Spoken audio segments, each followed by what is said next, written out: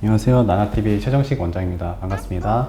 오늘은 지방 흡입 환자분 경과를 같이 리뷰해보는 시간을 가져보도록 하겠습니다. 87년생이시네요. 흡입 부위는 허벅지, 종아리, 그리고 복부, 러브핸드. 상체 보시면 이제 배가 좀 불룩하고 옆에 이제 러브핸드라고 하는 부위죠. 옆구리가 좀 불룩한 걸 보실 수가 있어요. 그리고 허벅지 안쪽이 굉장히 이제 살이 많기 때문에 거의 붙어 보이는 정도의 그런 이제 허벅지를 갖고 계시고, 이제 바깥쪽으로 불룩한 거 우리가 승마살이라고 부르는 부위인데요. 여기도 좀 불룩하기 때문에 바깥 라인도 좀 이렇게 일자로 떨어지지 못하고 많이 불룩해져 있는 그런 모습을 보실 수가 있어요. 좀 용어를 확실히 구분해야 되는 게, 허벅지 이제 틈이 생기는 거랑 뼈벅지랑 저는 좀 다른 것 같거든요. 그러니까 허벅지 틈이 목표다라고 하시면은 저는 누구나 가능하다고 생각을 합니다. 근데 애초에 이제 근육이 굉장히 양이 많다거나 뼈가 굉장히 두꺼우신 경우에는 틈은 생기되 뼈벅지의 느낌은 아닌 거죠. 그래서 결론적으로 이제 수술의 목표를 내가 허벅지 틈이 목표다 그러면은 뭐 고민 없이 수술 받으셔도 되고요. 진짜 모델들처럼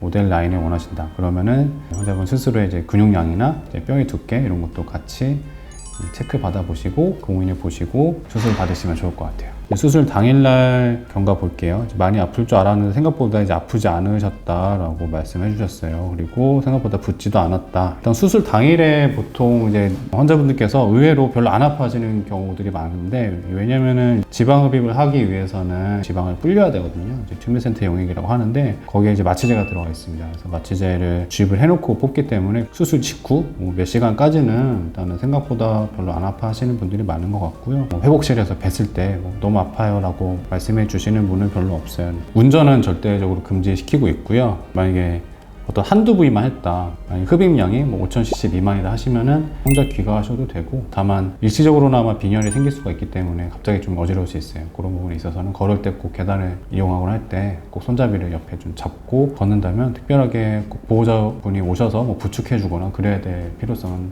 별로 없는 편입니다. 3일차 경과 보겠습니다. 일단은 어지러움을 많이 좋아지셨다고 하셨고요. 붓기가 많이 없습니다 이렇게 해주셨네요. 아마 압박복도 잘 해주셨고, 수술하면서 다른 조직을 안 건드리고 지방만 잘 이제 뽑아서 그랬던 것 같은데 생각보다 붓기가 많이 없으신 편인 것 같네요. 그리고 수액도 많이 나온다, 용액도 많이 나온다 이런 얘기를 들으신 것 같은데, 맞아요. 보통 하루 이틀 정도는 우리 수술한 부위에서 아까 말씀드린 그 튜메센트 용액이 흘러나오는 게 보통이거든요. 근데 그런 것도 없으셨다고 한 거 보니까 수술하면서 들어갔던 튜메센트가 잘 흡입하면서 빠져나왔던 것 같고요. 5일차 보니까 이날은 일을 좀 하셨던 것 같아요. 서서 일을 했더니 많이 부었다 이렇게 말씀해 주셨어요. 맞는 얘기고요. 이제 붓기를 빼려면은 이렇게 생각하시면 돼요. 수술 부위가 심장보다 높으면 되거든요. 서 있는 자세라고 생각해 보면은 이제 복부랑 허벅지가 다 심장 밑에 있는 그런 자세가 되게 되니까 붓기가 당연히 좀 잘 안 빠지고 더 붓는 느낌을 받으실 수가 있고요. 이런 경우에는 이제 이 붓기가 발까지 내려갑니다. 이제 신발도 잘 안 맞고 이제 그런 경우들이 있는데, 이게 수술이 잘못된 게 아니고 그냥 붓기 때문에 그런 거니까 너무 놀라실 필요는 없고요. 이렇게 낮에 이런 활동하셨다고 하면은 주무실 때만이라도 좀 다리를 좀 올려놓고 주무시는 게 붓기 빨리 빠지는데 좀 도움이 되실 겁니다.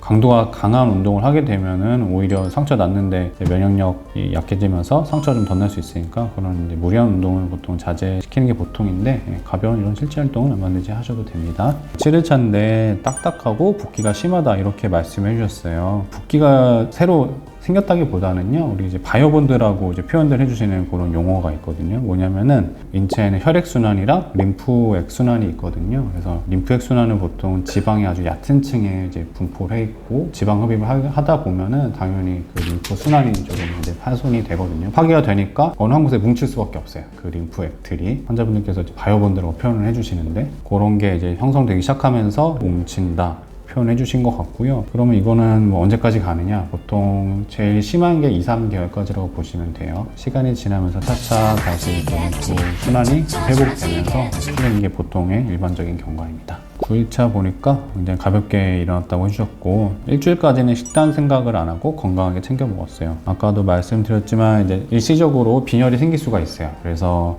수술 직후부터 나는 이제 다이어트를 이제 해야겠다 이렇게 마음 먹지 마시고, 일주일까지는 그냥 정량을 드시라 이렇게 말씀을 드리거든요.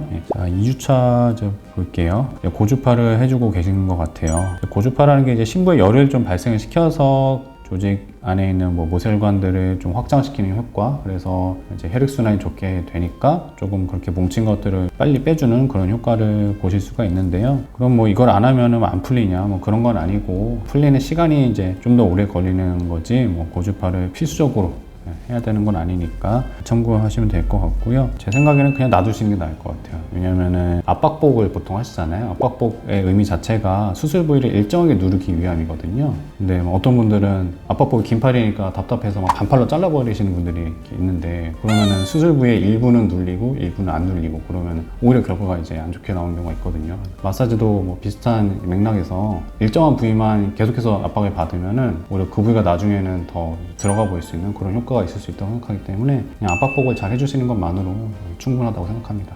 압박복 같은 경우는 저희가 이제 한 달 설명을 드리고 최소 20시간씩 착용하라고 그렇게 말씀을 드리고 있어요. 그 다음에도 계속 입으셔도 됩니다. 그리고 3주차 이제 볼게요. 통증은 거의 이제 없다고 해주셨고, 복부가 울퉁불퉁하다, 그리고 몸무게가 좀 많이 빠지셨다, 이렇게 말씀해 주셨어요. 일단은 뭐 울퉁불퉁하다는 거는요, 크게 저는 두 가지라고 생각을 하는데, 첫 번째는 이제 바이오본드죠. 두 번째는 진짜로 지방을 울퉁불퉁하게 뽑은 경우겠죠. 이제 후자의 경우에는 사실 이거는 해결이 좀 필요한 경우겠습니다. 지방이 이제 일정한 두께가 피부 안에 남아 있어야 되는데 그렇지 못한 경우는 그 부위에 다시 좀 지방을 채워 넣는다던가 뭐 그런 수술이 필요하기도 하고요. 보통의 경우는 이제 전자의 경우인 거고, 이런 경우에는 그런 울퉁불퉁함은 바이오본드가 풀리면서 같이 해소되는 게 보통입니다. 두 달째 정도 되면요, 붓기는 보통 한 80에서 90% 정도 빠졌다고 보시면 돼요. 뭐 100%의 결과는 아닌데 이 정도만 돼도 지금 수술 전이랑 확연하게 많이 얇아진 허벅지랑 이제 복부를 보실 수가 있고요. 세 달 차 보시면 가끔 이제 통증이 있고 가렵다 이렇게 말씀해 주셨고요. 가려움 같은 경우는 당연히 있을 수 있어요. 왜냐면 이제 낫는 과정에서 가려움을 유발하는 물질을 이제 분비를 하거든요. 정상적인 반응인데, 다만 가려운 거 이외에 혹시라도 뭔가 난다거나 아니면 붉어진다거나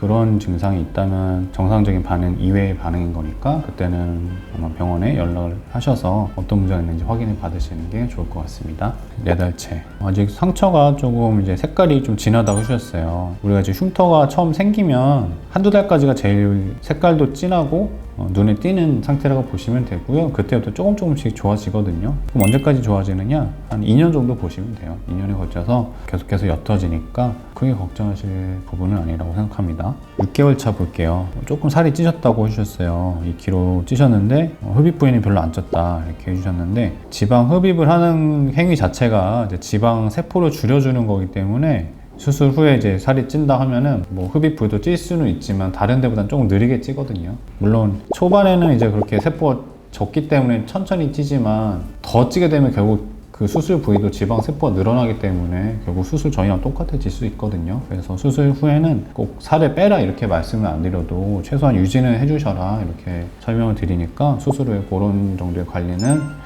필수로 필요하실 것 같아요. 일단은 보통 이제 탄력이 좀 좋아야 돼요. 왜냐면은 살이 찌게 되면은 거기 지방이 쌓이면서 피부도 같이 늘어나잖아요. 근데 우리가 수술로 해결할 수 있는 거는 피부 밑에 지방뿐이니까 수술 후에 피부가 여전히 늘어져 있을지 알아서 좀 줄어들어서 예쁜 라인을 만들어줄지 그거는 수술 전에 100% 예측할 수는 없거든요. 수술 전에 불룩한 이유, 탄력 이런 것들을 같이 체크를 받아보시고 현실적인 목표를 좀 정하고 수술 받는 게 더 좋을 것 같아요.